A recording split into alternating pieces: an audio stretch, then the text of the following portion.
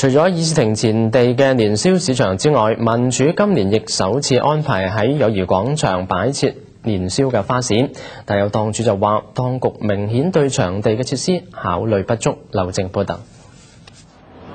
議事亭前地嘅年宵市場人流依然暢旺，但係僅僅幾街之隔嘅友誼廣場年宵市場就冷冷清清，經過嘅市民唔多。我哋到達現場嘅半個鐘頭之內，未見到有任何市民停低去睇啲貨物，更加唔使講係買嘢。有市民就表示根本就唔知道友誼廣場有花市經營，唔知，真係唔知。咁知唔知道友誼廣場嗰邊仲有個年宵花市啊？係咩？唔知喎，我今日帶個孫嚟行。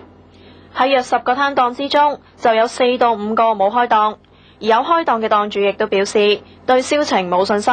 1%到啦，你問佢一盤，我唔知賣咗幾支，咁你話係咪1%啊？都好靜。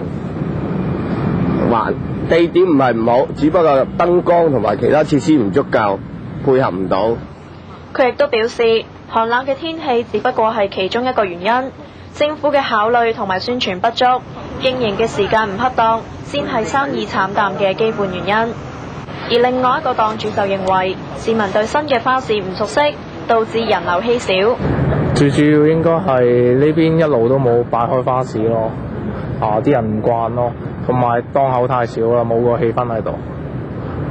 如果可以嘅話呢，出年如果喺塔石開多幾廿檔嘅話呢，應該就會好啲咯。佢希望未來幾日嘅天氣可以好轉，到時嘅生意會好一啲。